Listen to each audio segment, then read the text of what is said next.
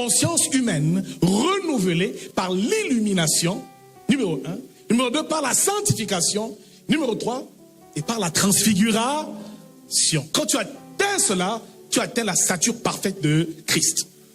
Nous allons voir un dernier point important aujourd'hui, l'illumination, parce que c'est très important. C'est une étape que beaucoup de chrétiens ne doivent pas rater, qui est une étape très importante. Une étape où l'Esprit de Dieu nous rencontre et où notre intelligence est renouvelée. Ici, nous avons dit comme objet d'illumination, nous avons dit le Saint-Esprit, nous avons dit Jésus, nous avons dit la parole de Christ qui peut nous illuminer. Mais ici, cette illumination a donc des étapes. Et l'une des premières étapes de l'illumination, c'est la révélation de Dieu. Dis avec moi, numéro 1, la révélation de Dieu. Ce qui veut dire que c'est un moment où Dieu se révèle à toi. Cette étape n'est pas seulement l'étape de la révélation de Dieu, mais c'est aussi l'étape de la sagesse mystérieuse et cachée qu'on reçoit. Ça veut dire que c'est donc une connaissance, c'est donc une parole que le Seigneur révèle à ton âme, à ton esprit, qui agit pleinement en toi et qui renouvelle ton intelligence. Ce qui veut dire que tu reçois, pour que tu es illuminé, une partie de la révélation de qui est Dieu par rapport à la mission et au plan de Dieu pour ta vie. Donc, l'illumination et la révélation de Dieu que j'ai ne peut pas être la même que celle que tu as, absolument. Amen. Car nous avons tous une révélation universelle, celle de Dieu qui est la divinité, qui est Dieu qui est grand. Mais chacun prend une partie de cette révélation et par la suite Dieu le guide dans une mission et dans un projet. Alléluia. Donc tout ce que tu auras à faire durant ta vie, après que tu aies reçu l'illumination, c'est effectivement d'être conduit cette lumière-là durant ton pèlerinage sur terre. Alors, nous sommes tous membres du corps de Christ, donc chacun pour sa part. Voyez-vous, il y a 4 évangiles. La Bible nous fait comprendre que ces 4 apôtres, disciples qui ont écrit ces évangiles-là, donc c'est leur révélation de Christ que chacun a révélé. Ce qui veut dire que Dieu ne se révèle pas aux uns et aux autres de la même manière. C'est pour ça qu'il y a dans la vie spirituelle ce qu'on appelle un nez. Ce que j'ai reçu me permet peut-être d'être la tête ou d'être le membre. Jésus-Christ est la tête, d'être membre du corps, peut-être l'orteil, peut-être le pied, peut-être le bras. Donc en réalité, il n'y a pas de comparaison à avoir parce que j'ai reçu ceci de Dieu, je suis plus grand que toi. Non, au contraire, ici, la première chose, c'est que la première étape de l'illumination, c'est qu'elle nous emmène dans la révélation de Dieu et dans ce qu'on appelle la sagesse cachée et mystérieuse. 1 Corinthiens chapitre 2, au verset 7 nous dit, nous prêchons la sagesse de Dieu, mystérieuse et cachée, que Dieu avant les siècles avait destinée pour notre gloire. Sagesse qu'aucun des chefs de ce siècle n'a connue, car s'ils l'eussent connue, ils n'auraient pas crucifié le Seigneur de gloire. Ce qui veut dire en réalité que l'illumination te met en connexion avec la sagesse cachée. Une sagesse mystérieuse et cachée. En réalité, ce n'est pas l'école de théologie ou alors ta propre interprétation qui peut te donner la connaissance des mystères cachés. Simplement la grâce de Dieu et la lumière que tu reçois dans ton esprit qui te transmet la sagesse cachée et mystérieuse. Bien-aimé dans le Seigneur, c'est pour ça que Dieu a choisi les choses faibles de ce monde pour confondre les fortes. En réalité, Jésus et l'apôtre Paul nous fait comprendre ici que dès l'instant où tu es illuminé, tu reçois numéro 1, la sagesse cachée. Dis avec moi, la sagesse cachée et mystérieuse. Bien-aimé, c'est quelque chose de mystérieux, nous le disons bien, que Dieu a caché aux sages et aux intelligents. Et la Bible nous déclare aussi cela dans le livre de Luc, je crois, chapitre 10, à partir du verset 17, il dit « Je te rends grâce, Père, de ce que tu as caché ces choses aux sages et aux intelligents, et tu l'as révélé aux petits enfants. » Donc, il y a des choses que tu ne peux jamais recevoir si tu es trop intelligent, si tu es trop sage, si tu as trop la connaissance humaine, si tu es intellectuel. Il y a des niveaux de révélation que tu ne pourras pas, parce que tu t'appuies beaucoup trop sur ton intelligence humaine.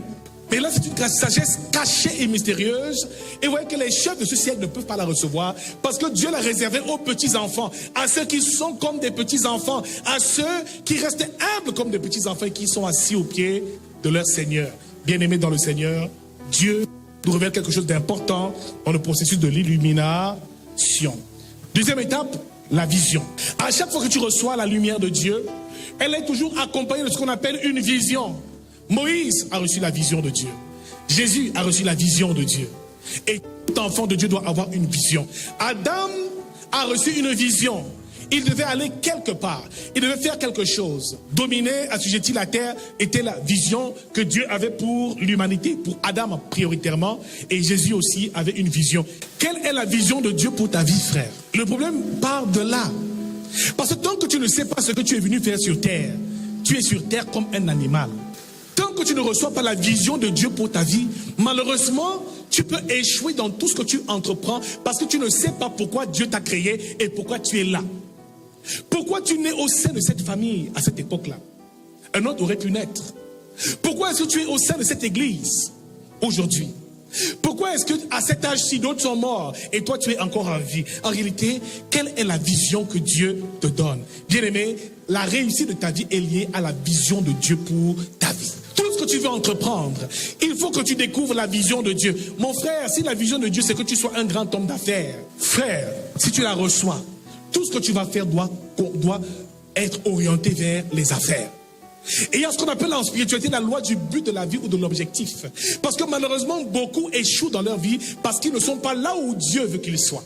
Beaucoup ratent dans leur ministère, dans leur œuvre, parce qu'ils ne sont pas là où ils doivent être.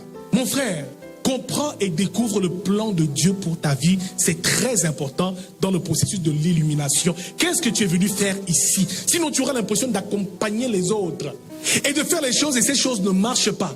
Celui qui n'a pas de vision n'a pas de repère. Celui qui n'a pas de vision ne sait pas où il va. Adam avait une vision et Ève l'a conduit dans cette vision. Mon frère, ma soeur, n'épouse pas une femme si tu n'as pas de vision personnelle que Dieu te révèle. Découvre cette vision dans ta vie. Et tu verras que ta vie sera plus facile. Certains footballeurs ont certainement découvert la vision de Dieu pour leur vie. Ils se retrouvent dans le football, peut-être parce qu'il a eu une révélation. S'il s'est retrouvé par hasard, il a eu la ferme assurance que c'est ça qu'il devrait faire. Et voyez-vous, certains font le football en forçant, pourtant ce n'est pas leur vocation. Ce n'est pas le plan de Dieu pour leur vie. Dès l'instant où tu découvres la vision de Dieu, tu comprends parfaitement le plan de Dieu pour ta vie. À ce moment-là, tu ne forces pas. Si c'est le commerce, tu vas t'asseoir, tu fais ton petit commerce, tu deviens multimillionnaire. Si c'est l'évangélisation, tu vas évangéliser et ça va porter du fruit. Si c'est le ministère pastoral, tu vas prêcher et les âmes seront gagnées. Ce n'est pas le nombre qui importe, mais c'est les âmes qui sont gagnées à Christ. Mon frère, ma soeur, Dieu doit te révéler ta vision. Parce que beaucoup n'accomplissent pas la vision de Dieu. C'est leur propre vision. Je vais me marier, j'épouse le premier type que je trouve. Je vais voyager, je vais dans le premier pays que je trouve. Malheureusement, on marche sans vision.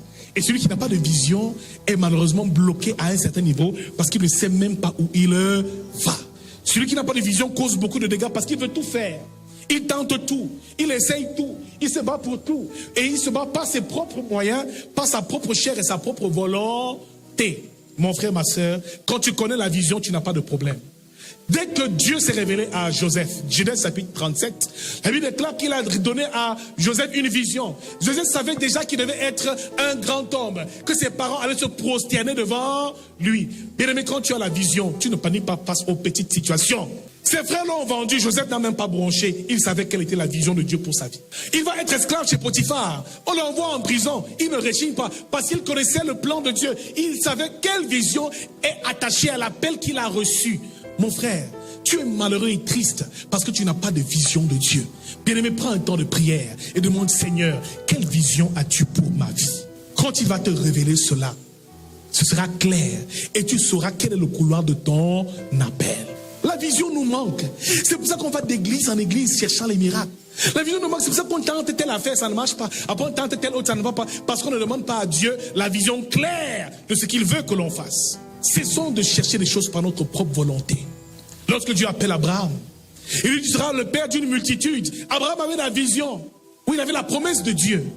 Mais en réalité, c'est sa femme, Sarah, qui l'a induit en erreur. Mais lorsque tu as la vision, tu as la force de surmonter beaucoup d'épreuves. Parfois, rien ne peut marcher autour de toi. Mais tant que la vision est là, mon frère, tu vas continuer, quelles que soient les oppressions au nom de Jésus-Christ. Quand tu as la vision de Dieu, la promesse de Dieu, mon frère, tu ne te décourages jamais. Qu'il y ait un fidèle, deux, tu fais ton travail. Le temps de ton élévation arrive. Qu'il y ait deux clients dans ta structure, tu continues de travailler jusqu'au jour où Dieu t'élève. Parce que quand Dieu te donne la vision, mon frère, ta vie est beaucoup plus facile. Cessons de courir par nous-mêmes. Cherchons la vision de Dieu. Et quand tu n'as pas la vision, quand tu ne sais pas où tu vas, mon frère, c'est plutôt les autres qui te conduisent dans leur vision. Tu retrouves des choses, en train de faire des choses, tu te demandes même, mon frère, est-ce que c'est même ça que j'étais censé faire ici? Il faut être éclairé et être guidé. Après la révélation, la deuxième étape, nous l'avons dit, c'est la vision. Jésus a dit aux apôtres, allez et faites de toutes les nations des disciples. Ça, c'est pas la vision, c'est la mission. La vision, c'est de sauver les âmes, de les gagner. C'est d'œuvrer pour le salut des âmes, afin que toutes ces âmes soient sauvées. Conduire ces hommes à la vie éternelle. C'est la vision. Après la vision, c'est la mission. Ou alors l'ordre de mission que tu dois recevoir. Tout ça est dans l'illumination. Ça fait partie du package que tu reçois. Il te donne toujours la vision. Mais il te dit maintenant la mission que tu dois avoir. La mission, c'est aller et faire de toutes les nations des disciples. Mon frère, quelle est ta mission même sur terre? Quelle mission Dieu t'a donnée? Quel est ton rôle? Quelle est ta fonction? Donc tu es à l'église sans savoir quel est même ton rôle réellement. Et quelle mission Dieu te donne? Dans un ministère comme celui-ci, tu n'es pas assis là pour rien. Dieu a une mission pour toi ici. Il faut que tu la découvres. Sinon tu passeras 10 ans sur place et rien ne va évoluer dans ta vie parce que tu n'es utile à rien. Quelle est réellement ta mission? Si ta mission c'est de balayer l'église, mon frère, tant que tu balayeras l'église, tu iras de gloire en gloire et de succès en succès. La mission doit être révélée et cette ordre de mission tu dois recevoir. C'est dans l'illumination que tu reçois cela. Après la mission, la quatrième chose que tu dois recevoir, c'est la provision pour la mission. Dieu ne donne jamais la mission sans provision. Quand il a dit à Moïse, va libérer mon peuple, la provision c'était quoi? Le bâton. Qu'as-tu en main? La provision c'est la capacité d'accomplir ce à quoi Dieu t'a appelé. S'il te dit que tu seras un prédicateur, il te donne l'équipement pour que tu sois un prédicateur. Il met à côté de toi des ressources qui te permettront d'atteindre tes objectifs. Il met en toi des capacités. Comme Jésus a dit, je ne vous laisserai pas orphelin, je vous enverrai le Saint-Esprit. Et le Saint-Esprit était ici la provision que Jésus a donnée aux disciples. Après avoir reçu le Saint-Esprit à la Pentecôte, la vie avait changé, le règne a commencé, ils ont commencé à impacter réellement. Mon frère, ma soeur, lorsque tu reçois la mission de Dieu, demande aussi, Seigneur, je veux la provision. Je veux la provision pour cette mission que tu me donnes. Il dit, Père, j'ai la langue embarrassée. Et pour cela, Dieu a donné Aaron et l'a mis auprès de Moïse. Dieu ne te donnera jamais la mission sans la provision.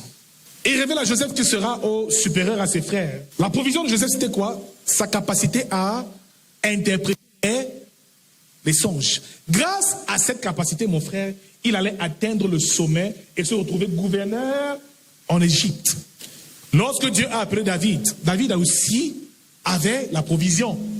David avait quoi? Sa harpe. C'était ça son secret. C'est grâce à cette harpe qu'il a été repéré en brousse. Cette harpe l'a servi auprès du roi Saül. Donc l'outil le plus dangereux que David avait, c'était pas son épée quand il faisait les guerres, c'était sa harpe. Comme Moïse avait son bâton, David avec sa harpe. Élie avait son manteau. Avec ce manteau, il était capable de fendre les eaux du Jourdain. Donc mon frère, il n'y a pas de mission sans provision. Et lorsque tu reçois l'illumination, la révélation de Christ ou de Dieu dans ta vie, toutes ces choses-là, tu dois les avoir. Ne commence pas à servir à l'église sans avoir reçu ces choses-là, sinon tu vas commettre beaucoup d'erreurs, détruire beaucoup de choses. Demande à Dieu, qu'est-ce que tu attends de moi? Ça doit être l'objet d'une prière, d'un jeûne, d'une quête. Dès que tu auras reçu, quand tu termineras ta rencontre et tu viendras ici, tu l'auras reçu dans le secret, mais dans le physique et dans le naturel, tu vas manifester la puissance de Dieu au nom de Jésus-Christ. Le problème, c'est qu'on veut brûler les étapes. On prend parfois des titres sans même avoir été appelé à cela. Et quelquefois, ça nous joue des sales tours. Tu peux pas te faire appeler prophète ou pasteur ou apôtre alors que tu n'as pas encore reçu tout cet ordre de mission-là. Mon frère, tu vas avoir des problèmes et le diable ne va pas te laisser. Satan n'entend pas ça, mon frère. Il va te persécuter jusqu'à la mort. Mon frère, ma soeur, découvre ton appel, découvre la mission, découvre la provision que Dieu t'a donnée. Donc cette provision, c'est donc ta valeur ajoutée que Dieu te donne à toi. Chacun de nous a quelque chose d'exceptionnel qu'il a reçu de Dieu. Ce que j'ai, c'est pas ce que tu as. Alors quel est le talent que Dieu a mis en toi? Tout le monde a ça. Nous ne venons pas sur terre accompagner les autres. Ton talent peut être la louange, le fait de chanter. Grâce à ça, mon frère, tu atteindras le sommet. Ton talent peut être simplement que tu as des facultés pour bien vendre les choses. Tu seras un merveilleux marketiste ou commerçant ou un bon évangéliste. Utilise ce talent inné que tu as reçu. Peut-être c'est la prière, la compassion pour les âmes. Plus tu prieras, les âmes seront bénies, plus ta vie sera bénie et tu iras de gloire en gloire au nom de Jésus-Christ. Nous allons prier ce soir et demander à Dieu de nous illuminer, de renouveler notre intelligence réellement, afin que nous ne fassions pas les choses par nous-mêmes, mais par sa volonté. Je veux, Seigneur, ce soir, être éclairé. Je veux que tu te révèles à moi. Et tu vois, tous les apôtres ont eu ça. Tous les hommes de Dieu qui ont impacté leur génération ont une fois, un jour de leur vie, rencontré Dieu. Ils ont été en contact de manière irrésistible, en contact avec Dieu. Il faut que le Dieu te touche. Ne fais pas ça comme ça. Ça n'aura pas d'impact. Nous allons donc prier ce soir pour que Dieu nous éclaire, qu'il nous illumine. On va se lever pour prier ensemble.